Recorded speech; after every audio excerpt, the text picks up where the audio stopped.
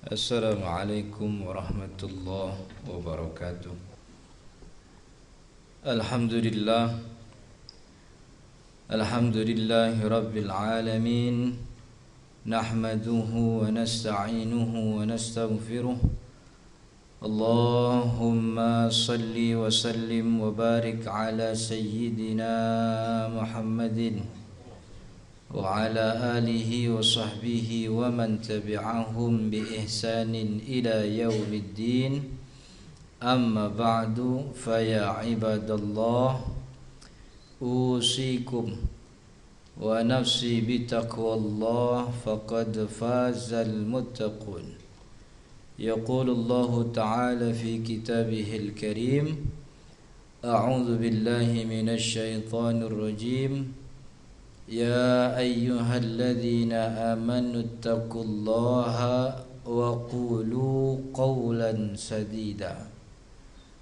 Wa qala ar-rasul sallallahu alaihi wasallam, ma nahaitukum anhu fajtanibuh wa ma amartukum bihi fa'tu minhu mastata'tum. Para jemaah sidang salat Jumat yang dirahmati Allah Subhanahu wa taala.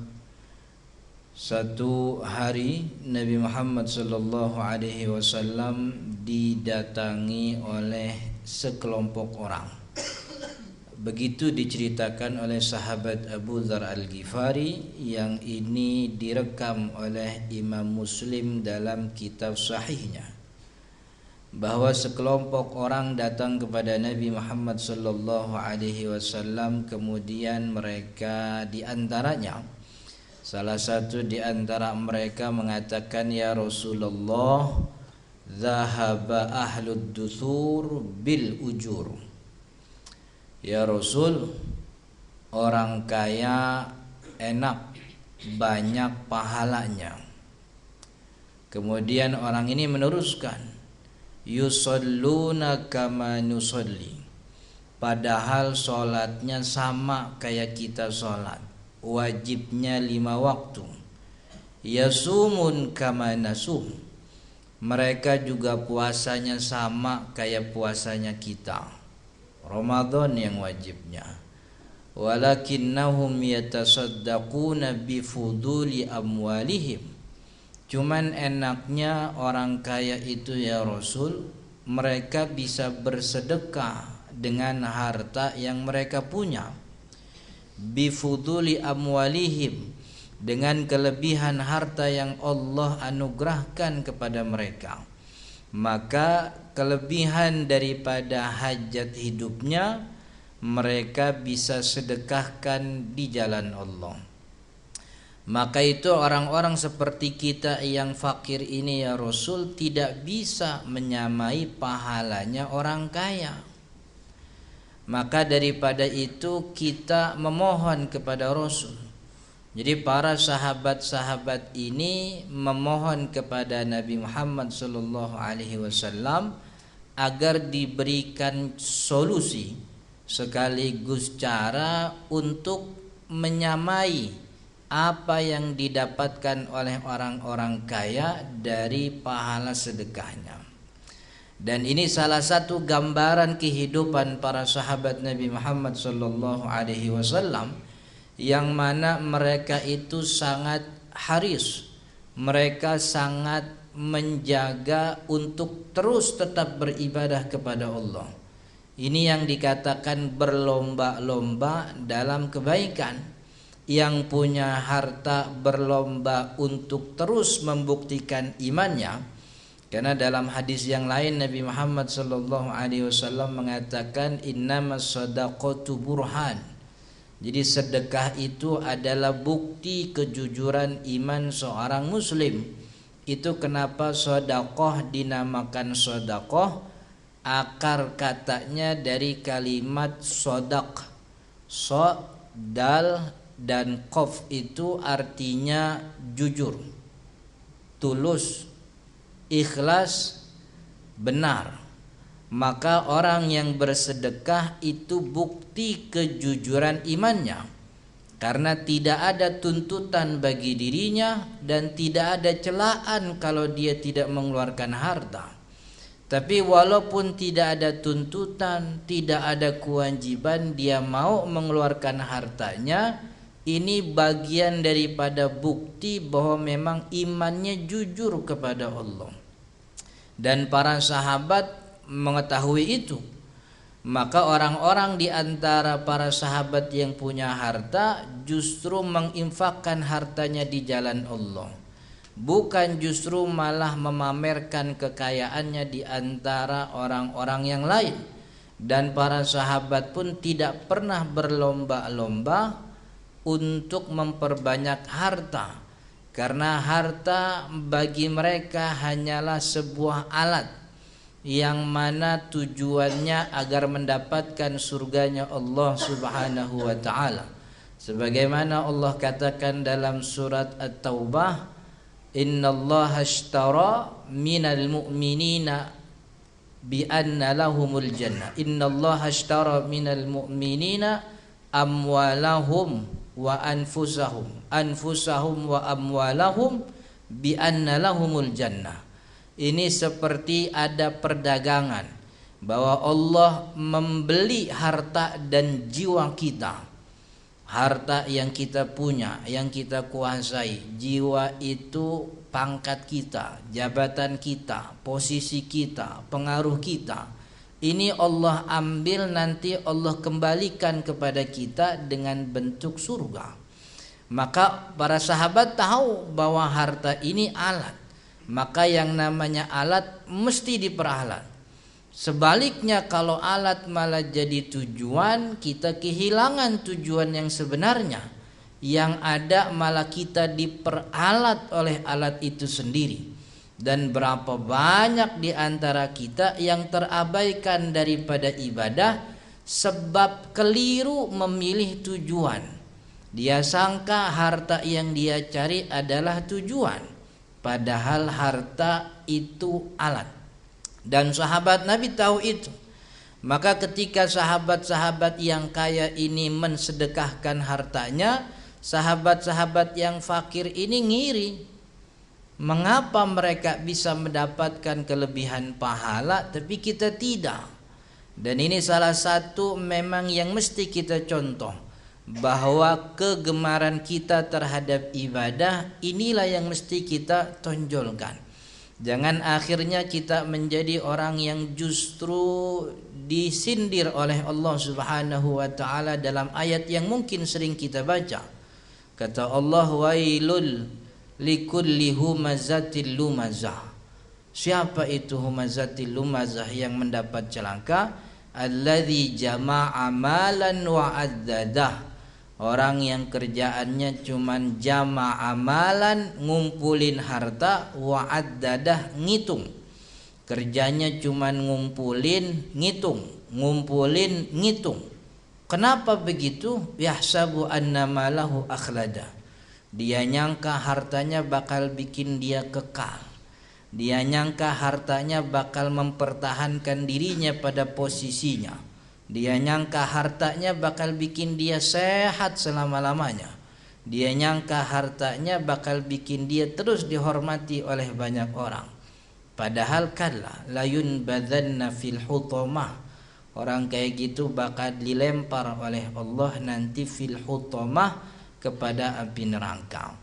Maka itu para sahabat yang miskin ini rada pengen nyaingin orang kaya dalam hal pahala sedekah, cuman gak punya. Maka itu Nabi Muhammad SAW mengatakan, alaysa qad ja'alallahu lakum ma tusaddiqun.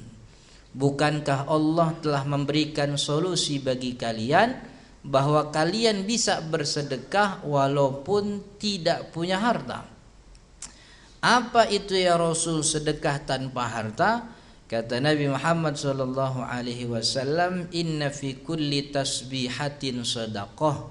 Sesungguhnya zikir tasbih kalian itu sedekah. Wa fi kulli tahmidatin sadaqah. Dan setiap zikir tahmid alhamdulillah itu sedekah. Jadi kalau kita baru bangun tidur kemudian mengucapkan alhamdulillahilladzi ahyana ba'dama amatana, itu bagian daripada zikir yang merupakan sedekah, yang mungkin orang-orang yang punya duit belum pernah doa begitu habis bangun tidur. Maka bersyukur kita ketika bangun tidur yang mulut kita ucapkan pertama adalah zikir kepada Allah, karena itu bersedekah. Kemampuan untuk bersedekah juga anugerah, maka itu kita patut syukuri. Wa fi kulli takbiratin shadaqah, setiap zikir takbir juga sedekah. Wa fi kulli tahlilatin shadaqah, setiap zikir la ilaha illallah tahlil itu juga sedekah. Wa amrun bima'rufin shadaqah, menyeru kepada kebaikan, mengajak orang kepada ibadah, menyuruh orang kepada ketaatan kepada Allah, itu juga sedekah bagi orang yang tidak punya harta. Maka manfaatkan apa yang kita punya. Kalau memang kita punya penghasilan secukup kebutuhan, tidak ada kelebihan yang mungkin bisa kita bersedekah, maka banyak-banyaklah berzikir sebagaimana Nabi sebut. Dan juga pakai apa yang kita punya sebagai jalan menyeru kepada kebaikan. Pasang status mengajak bersholawat itu cukup sebagai amrun bil ma'ruf. Wa nahyun 'anil munkari shadaqah, dan mencegah kepada kemaksiatan itu juga sedekah, kata Nabi Muhammad sallallahu alaihi wasallam. Hatta wa iyati ahlahu sadaqah, sampai pun orang itu menggauli istrinya itu juga sedekah. Lalu Nabi Muhammad ditanya oleh salah seorang sahabat, ayati ahaduna bisyahwatihi fihi ajrun ya Rasulullah. Apa iya kalau orang datengin istrinya dengan syahwat dapat pahala ya Rasul? Kemudian Nabi Muhammad mengatakan, ara'aitum law wada'aha fi haram a alaihi wizrun fakadzalika in wada'aha fi halal. Bukankah kalau orang itu mengumbar syahwatnya pada hal yang diharamkan, pada perempuan yang tidak halal, maka di situ ada dosa. Maka sebaliknya, kalau dia salurkan syahwatnya kepada yang halal bagi dirinya, maka ada pahala. Tentu dengan niat yang baik, bukan hanya sekedar untuk memenuhi hawa nafsu. Maka daripada hadis ini para jemaah yang dirahmati Allah, bahwa rahmat Allah ternyata luas. Rahmat Allah tidak hanya dikhususkan kepada orang-orang kaya saja, orang miskin pun juga punya kesempatan yang sama mendapat pahala sedekah.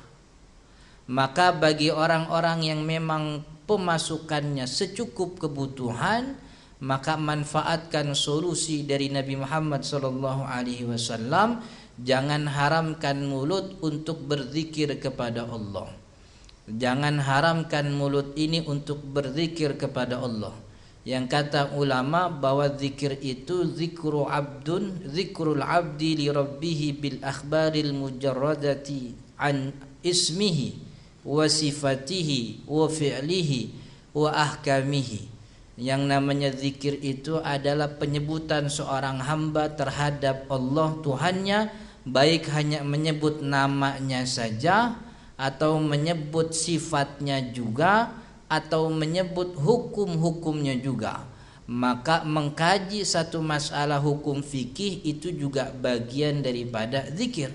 Maka kalau memang tidak punya kelebihan harta untuk bersedekah, sadar diri ini tidak mampu bersedekah, mulut harus sering-sering berzikir, badan harus sering diajak ke pengajian, ini kuping harus sering dengar-dengar zikir dan juga majelis ilmu, agar kita bisa menyamai pahalanya orang yang bersedekah.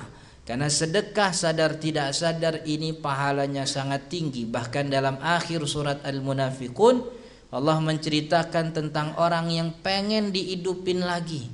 Rabbi laula akhartani ila ajalin qarib. Ya Allah, hidupin barang sebentar aja ya Allah. Buat apa minta dihidupin? Bukan buat pergi haji, bukan buat nyium hajar aswad, bukan juga buat nyium kaki orang tuanya, tapi li asaddaqo, biar saya bisa bersedekah ya Allah.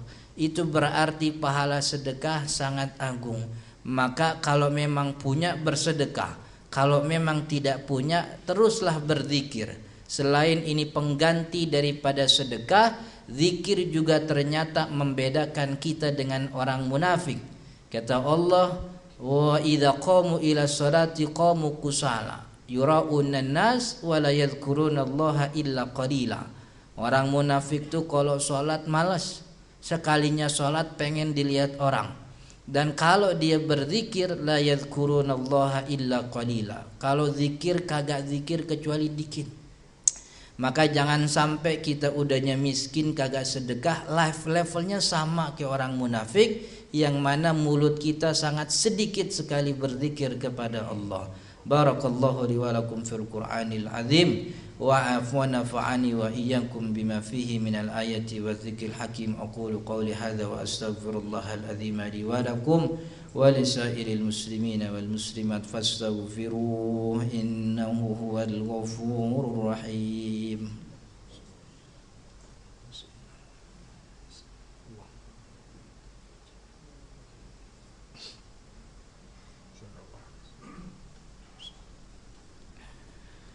Alhamdulillah nahmadullah hamdan wa nashkuruhu syukran. Ashhadu an la ilaha illallah wahdahu la syarika lah wa ashhadu anna sayyidana Muhammadan abduhu wa rasuluh. Allahumma salli wa sallim wa barik ala sayyidina Muhammadin wa ala alihi wa sahbihi wa man tabi'ahum bi ihsanin ila yaumiddin. Amma ba'du, fa ya ibadallah, usikum wa nafsi bi taqwallah faqad fazal muttaqun. Fa'lamu ayyuhal ibad anna Allah amarakum bi syai'in bada'a fihi bi nafsihi wa thanna bi malaikatihi al-musabbihati bi qudsi haitsu qala ta'ala inna allaha wa malaikatahu yusalluna 'alan nabi ya ayyuhalladzina amanu sallu 'alaihi wa sallimu taslima. Allahumma salli wa sallim wa barik 'ala sayyidina Muhammadin wa 'ala ali sayyidina Muhammad kama sallaita wa barakta 'ala sayyidina Ibrahim wa 'ala ali sayyidina Ibrahim fil 'alamin innaka Hamidum Majid. Warda 'anna wa 'anil khulafa'ir rasyidin Abi Bakr wa Umar wa Uthman wa Ali وعن بقية الصحابة والتابعين وارض عنا وعنهم برحمتك يا أرحم الراحمين. اللهم اغفر للمؤمنين والمؤمنات والمسلمين والمسلمات الأحياء منهم والأموات. اللهم أرنا الحق حقا وارزقنا اتباعه وأرنا الباطل باطلا وارزقنا اجتنابه. اللهم انصر من نصر الدين واخذل من خذل الإسلام والمسلمين واجعل بلدتنا هذه إندونيسيا بلدة طيبة ورب غفور تجري فيها أحكامك وسنة رسولك. ربنا آتنا في الدنيا حسنة وفي الآخرة حسنة وقنا عذاب النار. عباد الله، إن الله يأمركم بالعدل والإحسان وإيتاء ذي القربى وينهى عن الفحشاء والمنكر والبغي يعظكم لعلكم تذكرون. فاذكروا الله العظيم يذكركم واشكروه على نعمه يزدكم واسألوه من فضله يعطكم ولذكر الله أكبر. أقيموا الصلاة.